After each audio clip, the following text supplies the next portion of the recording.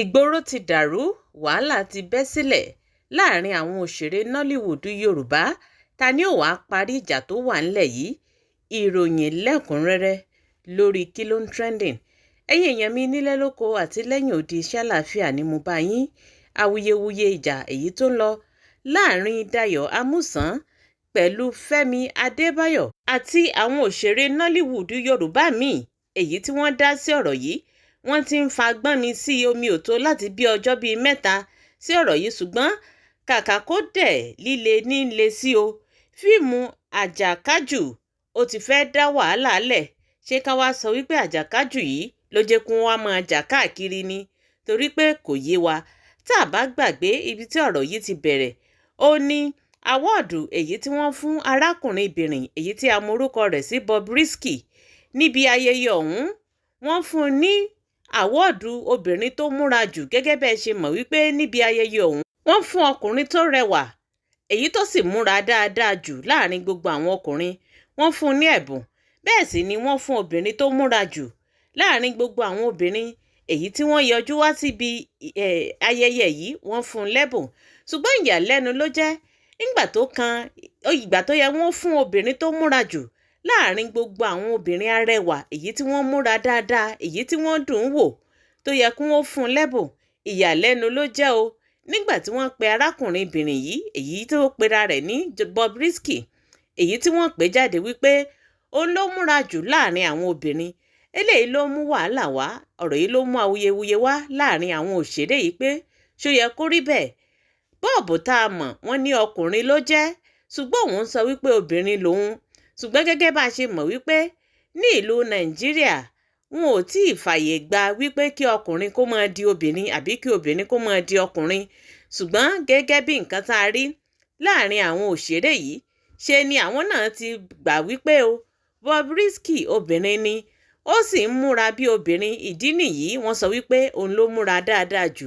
ọ̀rọ̀ yìí ló fa wàhálà láàrin àwọn òṣèré yìí tí arábìnrin òṣèré yìí Dayọ̀ Amusan tó sì jáde níbi ayẹyẹ ọ̀hún pẹ̀lú ìbínú wípé irú rádaràda wo ni èyí tí wọ́n dán lára yìí, àti wípé ta ni àwọn tí wọ́n jọ jókòó papọ̀ láti fún Bobrisky ní ẹ̀bùn ẹni tó múra jù láàrin àwọn obìnrin. eléyìí bí Dayọ̀ Amusan nínú gidigidi. wọ́n ní ìgbà wo ni Bobrisky tó di obìnrin? wípé wọ́n fẹ́ sọ wípé láàrin àwọn obìnrin tó dángájíá, àwọn obìnrin tó dúró déédéé, àwọn obìnrin tó rẹwà láàrin gbogbo àwọn tí wọ́n péjú jọpọ̀ síbi ayẹyẹ yìí, pé ṣé wọ́n fẹ́ sọ wípé wọn ò rí obìnrin èyí tí wọ́n lè fún ní àwọ́ọ̀dù yìí tó fi wá jẹ́ wípé ọkùnrin bìnrin òun ni wọ́n mú jáde láàrin àwọn ọ̀pọ̀lọpọ̀ obìnrin tí wọ́n sì fún ní ẹ̀bùn yìí. ọ̀rọ̀ yìí bí Dayọ̀ Amusan nínú tó sì jẹ́ wípé ó bínú dìde kúrò níbi ayẹyẹ ọ̀hún wípé ihun tí wọ́n ṣe yìí èèyàn ò kí ń ṣerú ẹ̀. àwọn ọ̀pọ̀lọpọ̀ èèyàn náà dìde bẹ́ẹ̀ bí Dayọ̀ Amusan ṣe dìde.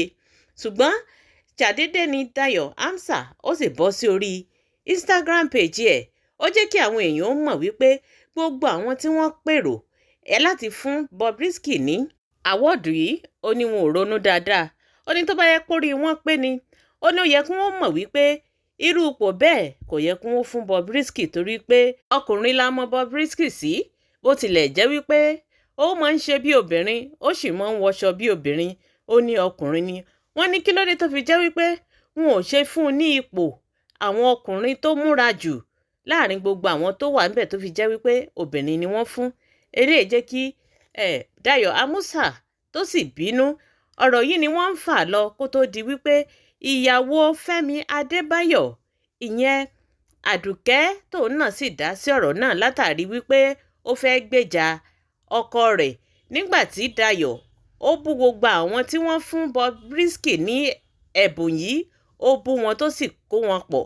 eléyìí ló bí ìyàwó Fẹ́mi Adébáyọ̀ nínú tó sì jẹ́ kó jáde kó mọ bú Dayọ̀ Amusan wípé Dayọ̀ Amusan ò ní èébú ọkọ òun lẹ́nu, ipe tó bá fẹ́ bú àwọn èèyàn ipe kó yọ ọkọ òun kúrò.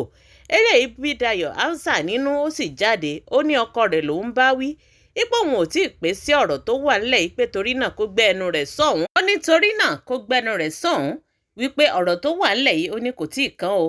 ó ní ọkọ rẹ̀ lòún pè tó sanwó orí rẹ̀. ó lóun ò tí ì pe ìyàwó, òun ò sì tí ì mú ti ìyàwó sí ọ̀rọ̀ tó wà ńlẹ̀ yìí, ipe tí ò bẹ́ fẹ́ wàhálà, tí ò bá fẹ́ jẹ̀gbọ̀n, ó ní kó mú padlọ́ọ̀kì kó sì ti kọ́kọ́rọ́ ẹnu rẹ̀. Ọ̀rọ̀ yìí ni Fẹ́mi Adébáyọ̀ rí tó sì jẹ́ kí Fẹ́mi Adébáyọ̀ náà ó jáde kó wá mọ̀ sọ fún Dayọ̀ Amusa wípé ọ̀rọ̀ tó ń rí tí òun àti Dayọ̀ Amusa yìí jọ ń fà, ó dàbí ẹni wípé ó ti fẹ́ ju bí ó ṣe wà yìí lọ. Ó nítorí pé òun fẹ́ rí owú jíjẹ nínú ọ̀rọ̀ Dayọ̀ Amusa. Ó nítorí wípé Dayọ̀ Amusa ó ló ń jowú gbogbo nǹkan tóun ti ní ni. Ó ní kó sì lọ fúnra rẹ̀ nísinmi. Ó nítorí wípé òun rí wípé kò nísinmi. Ó ní kó lọ fúnra rẹ̀ nísinmi. Ó ní gbogbo ìjà tó ń bò ń jà yìí, ó ní kó lọ fi sí orí iṣẹ́ rẹ̀ kó ṣiṣẹ́ kárakára. Ọ̀rọ̀ yìí bí Dayọ̀ Amusa nínú. Ó náà sì jáde ó tẹ̀ sí Fẹ́mi Adébáyọ̀ lójú, ó tẹ̀ sí lójú dáadáa. Ibi tí wọ́n ti ń fa gbọ́nbi sí omi òtó, ó ní Jigan bàbá ọjà náà ti jáde ó tó bẹ̀rẹ̀ sí ní bú Dayọ̀ Amusa. Ó bú dáadáa. Ẹ wo ọ̀rọ̀ tá à ń sọ yìí, ṣe ni wọ́n bẹ̀rẹ̀ sí ní fà á láàrin ara wọn. Láàrin àwọn ẹgbẹ́ òṣèré yìí, oníkálukú bẹ̀rẹ̀ sí ní jáde. Àbí bí ẹni wípé wọ́n ti níra wọn sínú tẹ́lẹ̀. Ọ̀rọ̀ náà wá fẹ́ dàbí ẹni wípé gbogbo àwọn tó ní Dayọ̀ Amusa nínú ṣe ni wọ́n jáde tí wọ́n bẹ̀rẹ̀ sí ní bú. Gbogbo àwọn tí wọ́n ní Fẹ́mi Adébáyọ̀ nínú tẹ́lẹ̀ náà kó tó di wípé ìjà yìí wáyé, ṣe làwọn náà wọ́n bẹ̀rẹ̀ sí ní lo àkókò yìí láti bú Fẹ́mi Adébáyọ̀. Ọ̀rọ̀ yìí ni wọ́n ń fà kó tó di wípé Fẹ́mi Branch, èyí tí òun náà jẹ́ kan lára àwọn eléré orí ìtàgé ti Nollywood Yorùbá àti ti elédè Gẹ̀ẹ́sì. Ọ̀rọ̀ yìí bí nínú tó bẹ̀ gẹ́dẹ́ bíi pé ó jáde ó bẹ̀rẹ̀ sí ní bú gbogbo àwọn tí wọ́n ń takò àwọn méjèèjì wípé ó ní orí wọn ò pé, ó ní àpò òrònú wọn ó ti sọnù. Ó nítorí pé tí ò bá rí bẹ́ẹ̀ ni ọ̀rọ̀ tó wà ńlẹ̀ yìí ó yẹ kó rò wípé Dayọ̀ Amusa àti Fẹ́mi Adébáyọ̀ wọ́n ti ń bára wọn bọ̀ ọjọ́ ti pẹ́ tí wọ́n ti jọ máa ń ṣe fíìmù. Ó ní ọ̀rọ̀ tó wà ńlẹ̀ yìí kò yẹ kó jẹ́ nǹkan tó mọ tí ó fàjà àwọn méjèèjì. Ó ní kàkà kó yẹ kí àwọn tó jẹ́ òṣèré tí wọ́n ń bá wọn rúná dá sí ọ̀rọ̀ tó wà ńlẹ̀ yìí, kàkà kó yẹ kí wọ́n wánà bí wọ́n ṣe paná ọ̀rọ̀ yìí. Ó ní ṣe ni wọ́n tún ń dáná kun. Ó ní ṣe ni wọ́n tún ń bu pẹtiró sí tí gbogbo ẹ̀ wá ń jò kùlà. Ó nítorí wípé ẹni ibi ni wọ́n. Ó lóun rí wọn bí ẹni wípé wọ́n kàn fẹ́ ta orúkọ ara wọn ni. Ó ní kí ló dé tó fi jẹ́ pé ọ̀rọ̀ tó wà ńlẹ̀ yìí ò lè ṣe lábẹ́ ilé tí wọ́n kún paná rẹ̀ lábẹ́ ilé tó fi di wípé oníkálukú wá ń jáde. Ẹni tí Dayọ̀ Amusa ti ṣẹ̀tẹ́lẹ̀, ẹni tí Fẹ́mi Adébáyọ̀ ti ṣẹ̀tẹ́lẹ̀, gbogbo wọn wá ń jáde, wọ́n bẹ̀rẹ̀ sí ní sọ ohun tí ò yẹ kí wọ́n sọ lẹ́nu. Every artist who has come out to take sides in this matter should be ashamed of themselves. I'm really ashamed of you guys. I'm really ashamed of you guys. Every artist that has come out to take sides in the matter between Dayo and Femi Adebayo should be ashamed of themselves.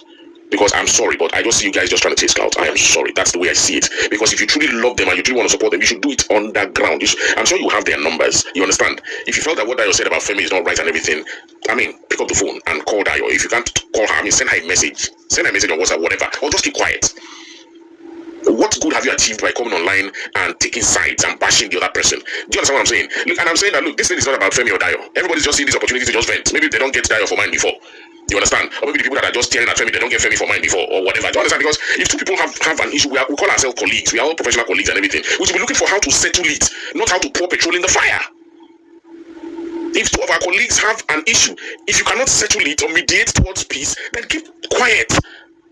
Fẹ́mi Branch ó jẹ́ kí àwọn èèyàn mọ̀ wípé òun ò ṣetán láti gbèsè ẹ̀yìn ẹnikẹ́ni bí kò ṣe wípé kóun ó sọ èyí tó bá jẹ́ òótọ́ ọ̀rọ̀ nínú rẹ̀. Ó ní tá a bá wo ọ̀rọ̀ yìí lóòótọ́, ó ní tí wọ́n bá fi irú rẹ̀ lòun, òun náà lè ṣerú àṣìṣe bẹ́ẹ̀. Ó nítorí pé tá a bá wo ọ̀rọ̀ yìí kì í ṣe pé bóyá Fẹ́mi Adébáyọ̀ ó lẹ́bi. Ó ní Fẹ́mi Adébáyọ̀ kò sí lára àwọn tí wọ́n jọ gbìmọ̀ pọ̀ wípé kí wọ́n fún Bobrisky ní àwọ́ọ̀dù ọ̀hún. Ó ní wọ́n kàn pé Fẹ́mi dìde ni wípé kó wá fún Bobrisky ní àwọ́ọ̀dù yìí gẹ́gẹ́ bí wọ́n ṣe lè pe ẹnikẹ́ni èyí tó bá wá sí ibi bẹ̀. Ó ní tó bá jẹ́ pò náà wà ńbẹ̀ tó sì jẹ́ pé wọ́n pe òun pé kóun wá fún ẹni tí wọ́n fẹ́ fún ní àwọ́ọ̀dù. Ó lóun ò ní wulẹ̀ béèrè. Ó lóun ò lọ fún un torí pé iṣẹ́ ni wọ́n bẹ òun, kì í ṣe pé bóyá iṣẹ́ owó làwọn lọ ṣe ń bẹ̀. ó ní kò sẹ́ni tí ò lè ṣerú sábàbí bẹ́ẹ̀. Ó ní àsìkò ìgbà tí wọ́n pe Fẹ́mi Adébáyọ̀ kò ní ronú kó wò wípé kí ni ìdí tí wọ́n fi fẹ́ fún Bobrisky nígbà tó jẹ́ pé iṣẹ́ ni wọ́n rán. Kò kúkú sí láàrin àwọn tí wọ́n jọ gbìmọ̀ pọ̀ wípé káwọn ó fún Bobrisky. Ìdí tí wọ́n sì fi fẹ́ fún Bobrisky ni wípé ó yé wọn, ó yé Ẹniọlá Àjàó, torí pé wọ́n ń fẹ́ kí àwọn èèyàn ó máa sọ̀rọ̀ nípa fíìmù ọ̀hún. Wọ́n ní wọ́n ń fẹ́ nǹkan tí ó ṣẹlẹ̀ tí ó jẹ́ kí orúkọ fíìmù ọ̀hún kó máa tàn káàkiri gbogbo àgbáyé. Ìdí nìyí tí wọ́n fi pèrò láti fún Bobrisky ní àwọ́ọ̀dù ọ̀hún. Wọ́n ní kì í ṣe wípé àwọn fi ojú pa àwọn obìnrin tó wá síbi ayẹyẹ yìí, àwọn fojú pa wọ́n rẹ́, àbáwọn ṣe é láti jẹ́ kó dàbí ẹni wípé àwọn ò buyì kún wọn àbí wọn ò múra tó lóbìnrin. Ó ní gbogbo wọn ni wọ́n múra dáadáa tí wọ́n sì dùn, tí wọ́n dùn rí, tí wọ́n rẹwà lóbìnrin. Ó ní torí pé aṣọ tí ọ̀pọ̀lọpọ̀ owó náà wọ̀ wá síbi ayẹyẹ yìí, ó ní kì í ṣe owó kékeré, ó ní wọ́n fi rà á. Ó ní ìdí tí àwọn fi fún Bobrisky ó ní wípé kí orúkọ fíìmù ọ̀hún kó lè tàn káàkiri gbogbo àgbáyé. Eléyìí ló jẹ́ kí Fẹ́mi Brand kó sì jáde kó bá wọn dá sí ọ̀rọ̀ yìí. Ó ti pe ọ̀tún, ó ti pe òsì láti paná ọ̀rọ̀ náà gẹ́gẹ́ bí a ṣe ń sọ̀rọ̀ yìí. Ẹ̀yin èèyàn mi, àbẹ́ẹ̀ rí wípé nǹkan tó wà ńlẹ̀ yìí ó ní agbára. Tá a bá wá wò lóòótọ́ náà, ṣó yẹ kó rí bẹ́ẹ̀? Bó o ní Bobrisky ṣe di obìnrin láàrin gbogbo àwọn tí wọ́n péjú pésẹ̀ wá síbi ayẹyẹ ọ̀hún àtàwọn tí wọ́n náwó lórí aṣọ tí wọ́n wọ̀. Tá a bá sì wò náà, a rí wípé gbogbo àwọn obìnrin yìí ó ní wọ́n dùn rí, tí wọ́n rẹwà lóbìnrin, tí wọ́n sì pé ní obìnrin. Ṣùgbọ́n ìdí tí wọ́n fi ṣe èyí tí wọ́n ṣe yìí, àwọn nìkan ló yé.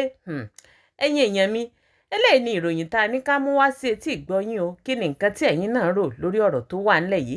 Gbogbo nǹkan tẹ́ ẹ bá rò lórí ọ̀rọ̀ tó wà ńlẹ̀ yìí, ẹ máa fi ìdáhùn yín, ẹ fi ṣọwọ́ sí orí comment section. Ẹ jẹ́ ká jọ sọ bá a ṣe jọ máa ń ṣe kó lè bá a rí bó ṣe yẹ kó rí. Ẹ ti má gbàgbé gbogbo bá a ṣe ń ju àwọn videos wa. Ẹ máa bá wa comment, ẹ máa bá wa like, ẹ máa bá wa share tó bá ṣe ìgbà àkọ́kọ́ nìyí èyí tí ẹ̀yin ń ṣe alábàápàdé fídíò wa. Ẹ má gbàgbé láti follow page yìí. Abẹ́ẹ̀ rí wípé nǹkan ń bẹ.